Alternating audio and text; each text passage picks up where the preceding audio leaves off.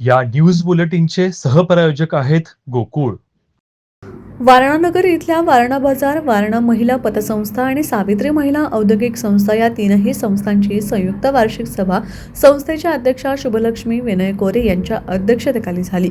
तिन्ही संस्थांच्या संयुक्त सर्वसाधारण सभेत वारणा बाजारनं 162.31 कोटींची विक्रमी विक्रीचं उद्दिष्ट गाठलं असून यापुढे विक्री वाढवण्यासाठी विविध मान्सून सेल ऑफर्स योजना राबवणार असल्याचं शुभलक्ष्मी कोरे यांनी सांगितलं. शोभाताई कोरे वारणा महिला पतसंस्थेकडून 257 कोटींच्या ठेवी असून 153 कोटींपेक्षा जास्त कर्जाचं वाटप झालं आहे.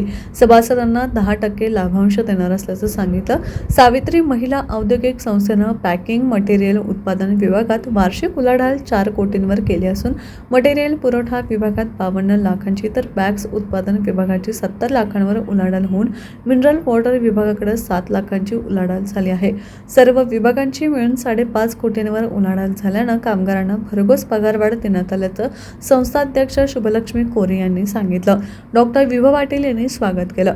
विषय पत्रिकेचं वाचन वारणा महिला पतसंस्थेचे महाव्यवस्थापक कृष्णात माने, सावित्री महिला औद्योगिक संस्थेच्या महाव्यवस्थापक चैत्राली सावंत, वारणा बाजारचे सरव्यवस्थापक शरद महाजन यांनी केलं.